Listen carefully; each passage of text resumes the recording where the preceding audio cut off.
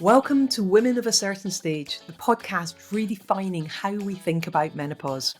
I'm your host, Lauren Churin, a passionate advocate for breaking the stigma and empowering individuals to navigate this transformational stage of life with confidence and clarity. Here, we're diving into a new era of menopause support, featuring expert advice, real-life stories, and actionable insights. Whether you're curious about building your personal menopause plan or you're looking to make an impact, you're in the right place. Let's embrace the change together. Anita, it's such a delight to see you. I haven't had an opportunity to catch up with you for ages since you did my colours for me. Oh, thank you. I'm so delighted to be on your podcast. I am so excited to have you here because when we did my colours and I had a chance to go through my wardrobe, I learned so much from you. I had no idea. Now, I guess we sometimes have a natural inclination to different patterns or shapes or sizes or colours. And I've just always been such a relaxed dresser. So you opened my eyes to a whole world that I didn't even know existed. And the most I'd ever done in the past was going to Hobbs or Jigsaw or go into a big department store and get a personal shopper and say, dress me. So you work and you live in a world that is beyond fascinating to me. But what triggered all of this for you? How did you get into buying and clothing and beauty and all of this? Well, what's really interesting is my heritage is Indian, and India is full of colour, of diversity. Wherever you look, you'll see colour in the food, in the landscape, in what men and women and children wear. But growing up, my home life couldn't have been further away from colour. It was bland and beige. The only colourful thing in our house was the food that my mum cooked. So I grew up with a complete absence of colour, which is quite unusual, really, considering my heritage. But I think that was to do with my parents being economic migrants. They came from a very colourful country to London, and London at that time in the 60s was grey, bleak, dark. And I think they felt to fit in and to assimilate, they should fit in by wearing colours that were more appropriate to where they lived. So my mum ditched her colourful saris and started wearing beige and whites and blacks and browns and taupe colours. So I think it basically, there was a complete absence of colour. And for whatever reason, it was only when I left home and discovered how creative I was, I realised that, wow, I was missing colour from my life. So I had that sort of inclination to want to embrace colour. But then I ended up, for my first job, becoming a clothing buyer for Marks and Spencer. And at that time, in the world of fashion, all the lovies would wear black.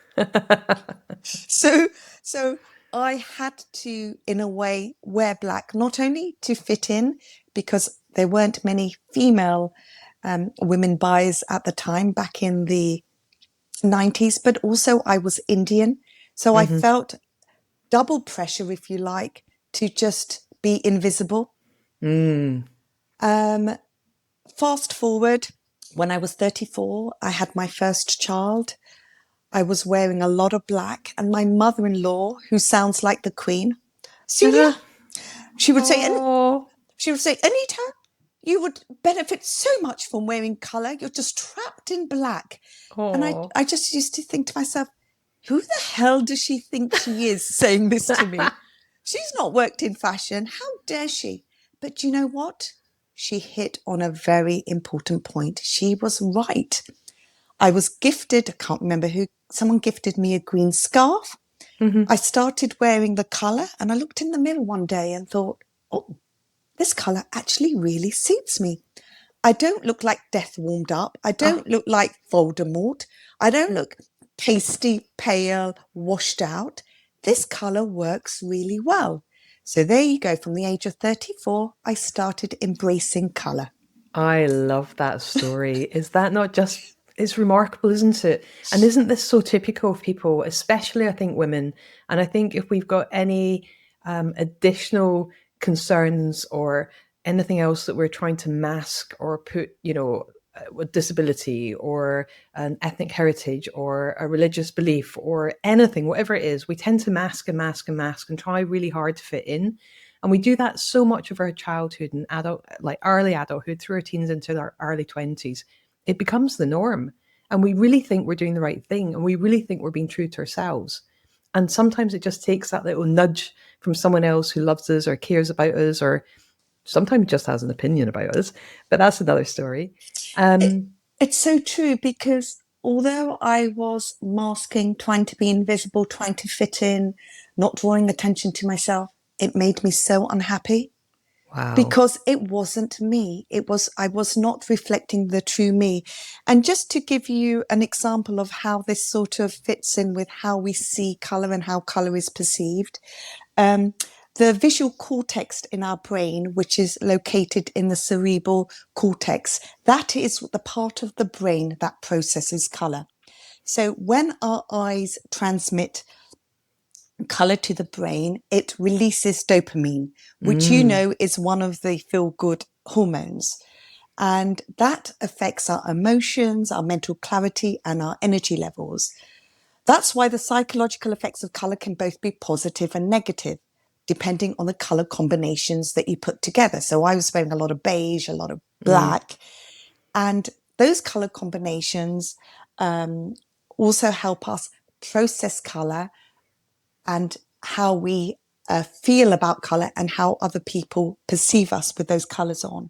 So that's why when I was wearing these colors, I did not get that dopamine hit, hmm because the way my brain was processing those colors weren't colors that were uplifting to my energy or my mm. mood. That's really fascinating. One of the things we do on the Menopause Coach, in fact, in all the training programs that we run, is look at the interaction between our estrogen, of obviously progesterone, testosterone as well.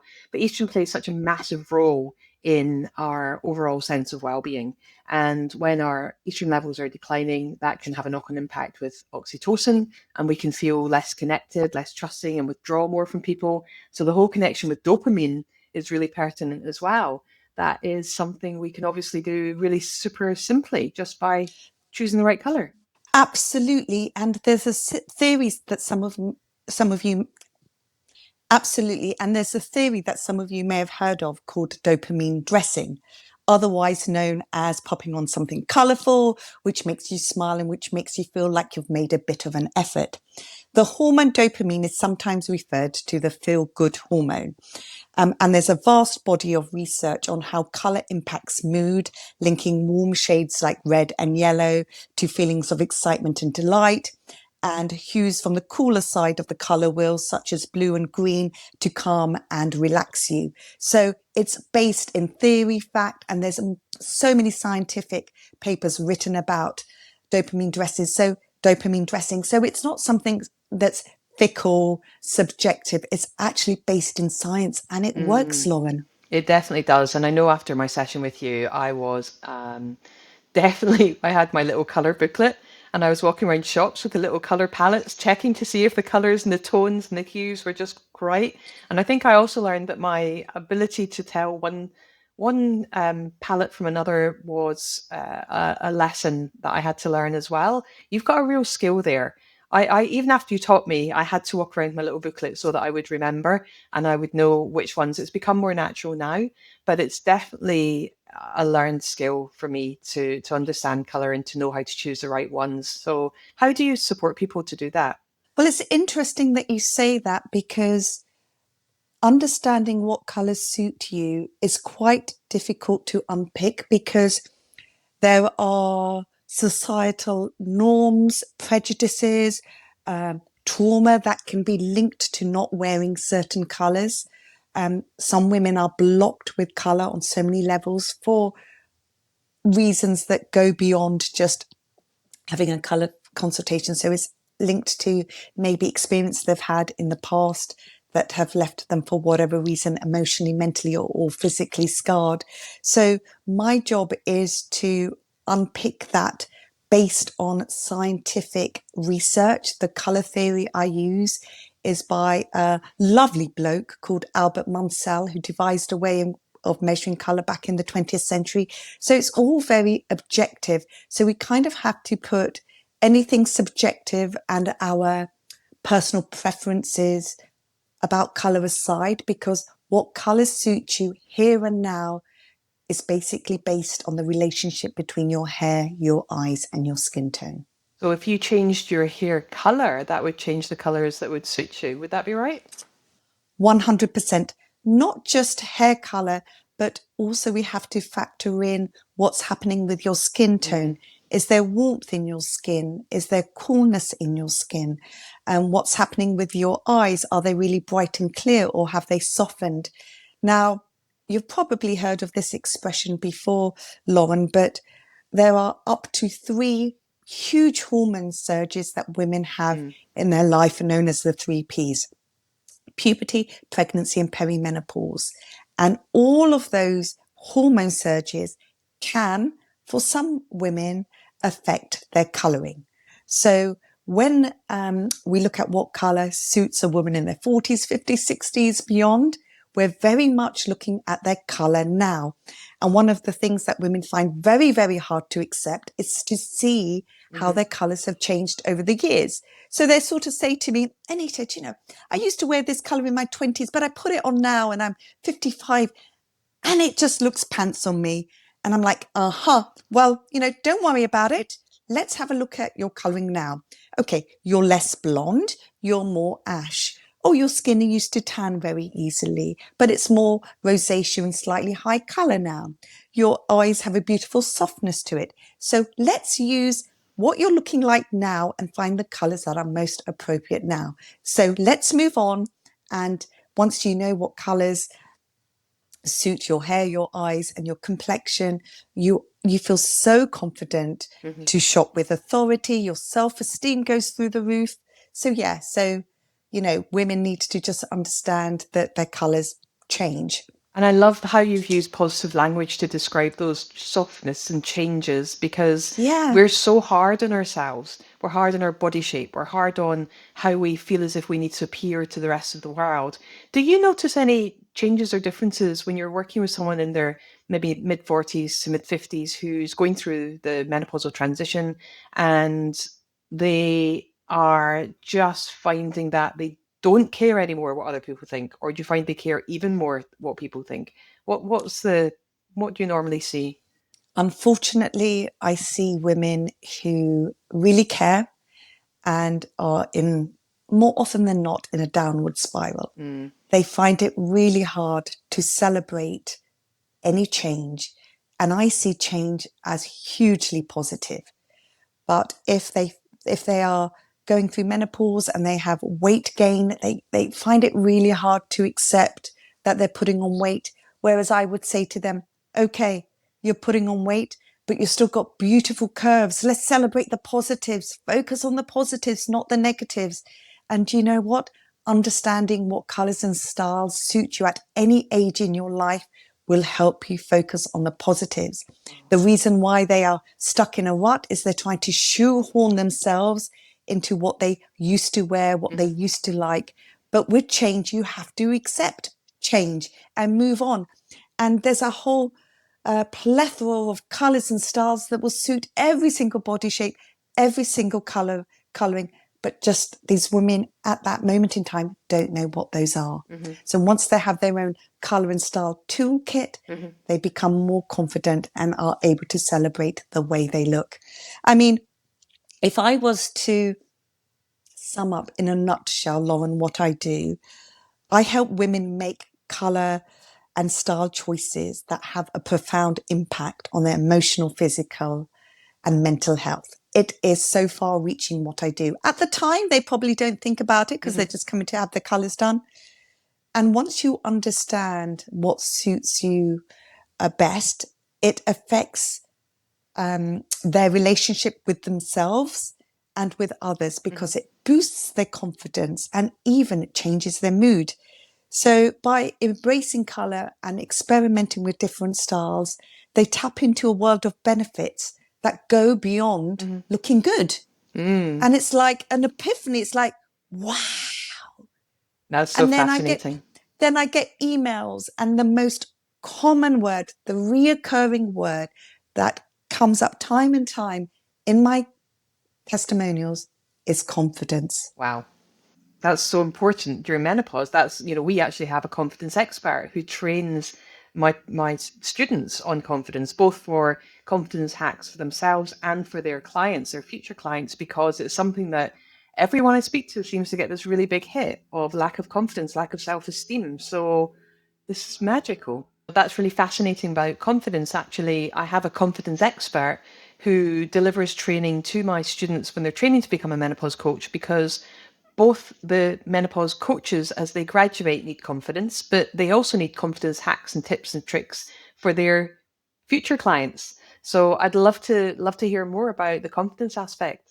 So, whether that's consciously or subconsciously, color informs so many decisions from the clothes that you wear. So, what am I going to wear today? And what am I going to wear today based on who am I seeing? Where am I going? And there's a lot of psychology linked specifically to certain colors. So, I will talk about those in a moment.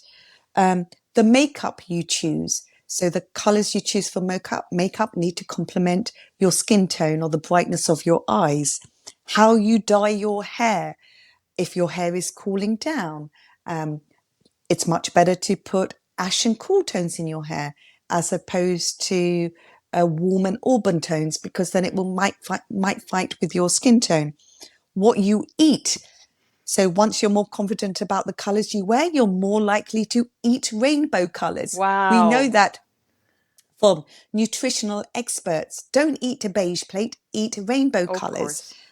course. Where you choose to go on holiday. So, for instance, my heritage is Indian. So, subconsciously, I'm attracted to holidays in tropical climates Mm. because of the bold, vibrant colors. But I find that Scandinavian or Anglo-Saxon clients, for instance, are more happy and home in places like the Scottish Highlands or Islands. So, all of these sort of things inform our decisions, where you shop, how you decorate your home, the colors you have in your home.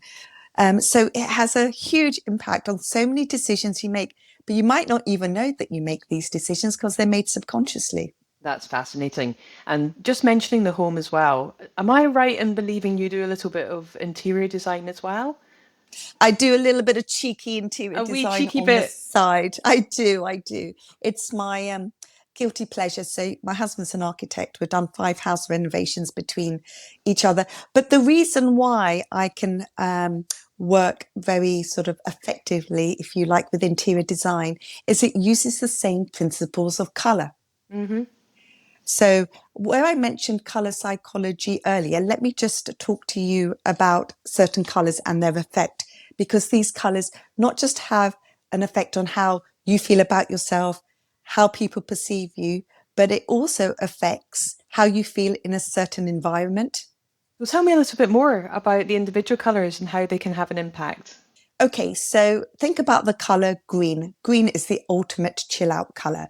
So, whether that's painting your bedroom in a green color, it enhances sleep. If you want to help your physical and mental and emotional health, green is the color of grass. Get outside in nature. There is a direct correlation there. It's a color of serenity. And the ancient Egyptians were so clued up with green that green in Egyptian time was seen as a sacred color symbolizing health and prosperity. Oh, wow. And orange. Mm. Orange is optimistic and uplifting, rejuvenating our spirit, but it's not a color that you would paint a bedroom or a calm space in your home. Because, hello, you want to get your I eight have to hours sleep admit, in. my first ever house that I bought, I painted my bedroom orange. Isn't that not fascinating? I just remember I had this amazing bright orange and I had these really cheap wooden bookshelves I bought. They were plain wood and I did them in a burnt orange to make them contrast with the walls. Oh, Interesting. That's why that house was so full of energy. Hmm. that's why you've hit the nail on the head. And then we've got white, which is like the ultimate blank canvas. It represents purity, perfection, and fearlessness. It's a sartorial power move, and it's a lovely color to wear actually throughout the year, spring, summer, autumn, winter. It's fabulous. Pink, so acceptable for men to wear. Women love to wear it. It's the ultimate symbol of compassion and nurturing. And it's a wonderful, wonderful color to have in your home because it's like a warm hug for Mm. visitors. I wonder with pink as well. I remember doing some communication skills training years and years ago, and I was always told that if I wanted to go into negotiation, I should wear a pink blouse or a pink shirt. That's interesting. And whoever told you that was absolutely right because it has a really loving, um, mild energy release. So you Mm. exude that without it being overpowering like red. Hmm. So yeah, it's an absolutely great color to wear. Blue, every woman loves blue. Color of power, of authority. It's like a mental power suit, giving you the confidence and control to take on the world. Um, it is associated with trust, loyalty, dependability. It's like a sartorial superhero. But unfortunately, some corrupt politicians like to wear a lot of blue as Yes. well. Ooh. Moving swiftly on. Red is a wonderful color to wear when your energy levels are rock bottom. So red is a color that subconsciously I tend to wear a lot of on Fridays. So it's energy conveys authority, being in control. It's a passionate color. It really is a wonderful, wonderful color to wear. You don't even have to wear it head to toe. Just a pop of red Hmm. is an absolutely wonderful, strong color to wear. Oh, amazing. Um, and just a couple of others. Black is like a cloak of mystery and elegance. Wearing too much black, though, can blacklist your brand. Mm. Research has shown that. So, be careful. It's a color every woman wears. There's no way you could ever tell a woman not to wear black. She absolutely loves it. Also, it has the effect of being a slimming color. And one color that is grossly underestimated is purple. My favorite. My favorite color. Glad to hear that. It is the ultimate color of creativity. So, Lauren, when you are presenting, doing workshops, where you're trying to get the best out of people, purple is the color to wear because it's like a burst of inspiration, but it also suggests sensitivity, compassion, and understanding. Mm. Mm. How fascinating. I love this. I love this. And I wanted to And go on. and finally, not forgetting beige and brown, the Okay. ultimate the ultimate friendly colors. They're like a warm handshake, inviting and approachable. And let's not forget that they are dependable, and flexible. They're a bit like a sartorial Swiss Army knife. That's such a great way to put it. I love that metaphor. I love that. And I'm curious, did I miss yellow in there? Because You I missed yellow, but yellow has the same effect as orange because of ah where it sits on the cotton wheel, got you, got you. cotton color wheel. Yeah, I remember as a child, because I had very redhead, very, very bright auburn, strawberry blonde as a baby toddler, became very auburn, and now I've just gone brown. So, I should be grateful that I've still got some color in my hair, and I am. But it's really You've interesting. got beautiful, beautiful hair, gorgeous coloring, my Thank darling. you. And again, see how your colors have Mm. evolved as you've gone through the three Ps. Exactly that. That's exactly what I was going to say. It's been absolutely fascinating. And it was only, I think, if I'm completely honest, although I know my hair color has changed and I can see it with my own two eyes, I kind of miss my auburn hair. And I've got an amazing hairdresser in London, and both the colorist and the hairdresser. And the colorist will not let me go back to my color that I was before I had my son.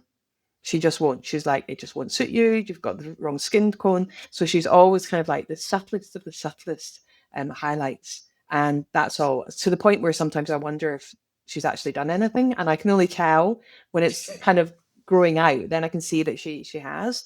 But it's really fascinating because she's so on it with the color.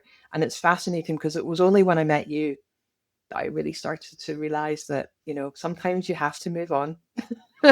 And embracing the change is really healthy. And It is. it really does have a positive impact when you just let go of the stuff that you can no longer influence or impact, because all it's doing is dragging you down. And I think everything you shared today has been so uplifting.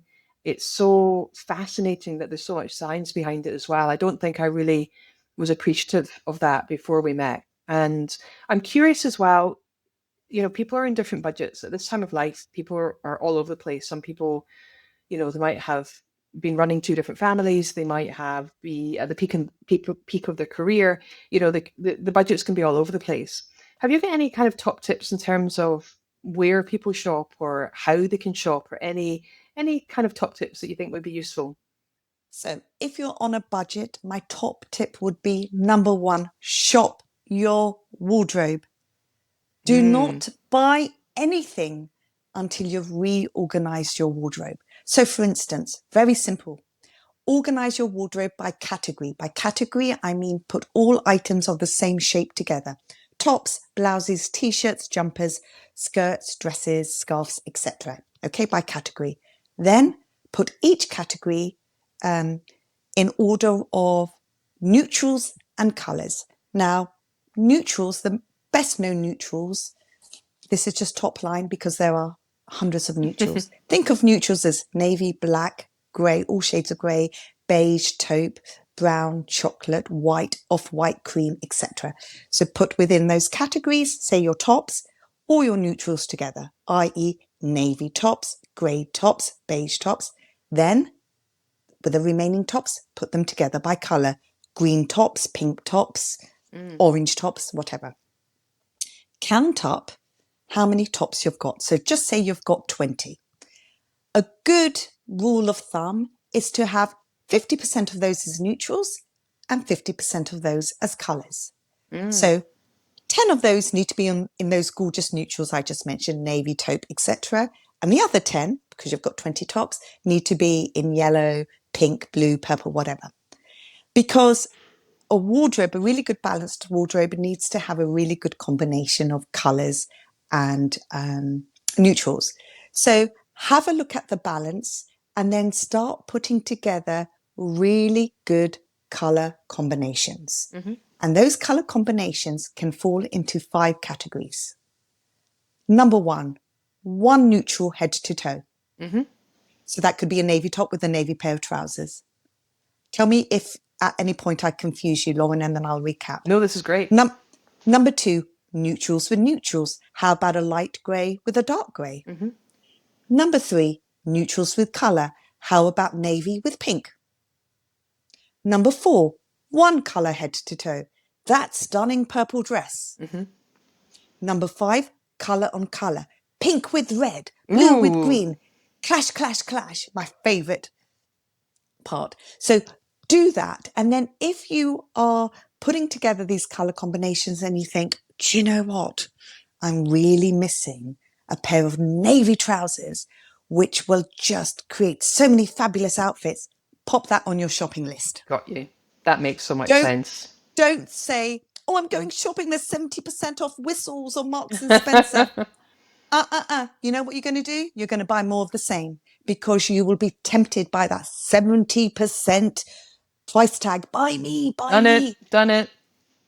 Yep. Whereas what you want is less in your wardrobe, but more that mixes and matches, and you get cost per wear, and you buy less, you wear more. It's more sustainable to the planet as well. Yeah. So that would be my top tip.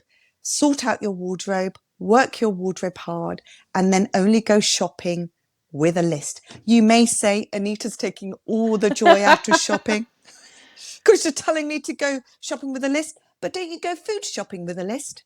Yeah, I don't like shopping. So, anything that minimizes this and hones it for me is really great. Yeah. Shopping is not my favorite thing. That's why I've always gone to a department store, got a personal shopper, a personal styler, and let them do their job. Because I find it so hard. So this is great. What a brilliant idea to use your own wardrobe. I love Yeah. that. But you take a shopping list to the supermarket because you don't want any food waste. Hmm. You know what recipe you need to cook, you know what you need. In the same way, only go shopping for clothes and accessories with a list, because we overconsume. We have too much stuff. The amount of stuff that ends up in landfill or in charity shops is just disgusting, really. Such a great point. So that would be one of my tips. My other tip would be look after your clothes like they're your best friend. Mm. Don't overwash them. Don't throw them on the floor. Get them mended. Get them repaired. Mm-hmm. And buy the best you can afford. Yeah. Rather than buy 3 tops in polyester, which is a man-made fabric and will make you sweat like a pig. But buy one cotton top that you absolutely will love and cherish and you paid that bit extra for, so you will treat it like a best friend. Oh, amazing. Amazing. I love that. That's such great advice for everybody. And I look forward to hearing people's comments on all the things that you shared today and what people's favorite colors are as well. So, Oh, and one more thing. Sorry to interrupt. Don't follow fashion. Don't follow trends. Buy what is comfortable, appropriate, stylish, and you feel $1,000,000 in. Because if you follow style and fashion, you'll want to shoehorn yourself into the latest trend. Well, the trend may not want to shoehorn itself into you. absolutely fantastic, fantastic. It's been such a pleasure to have this opportunity to chat. I know that we'll talk again, and I'm sure we'll have a second session to look at some more specifics based on what everyone's comments are going to be on this session.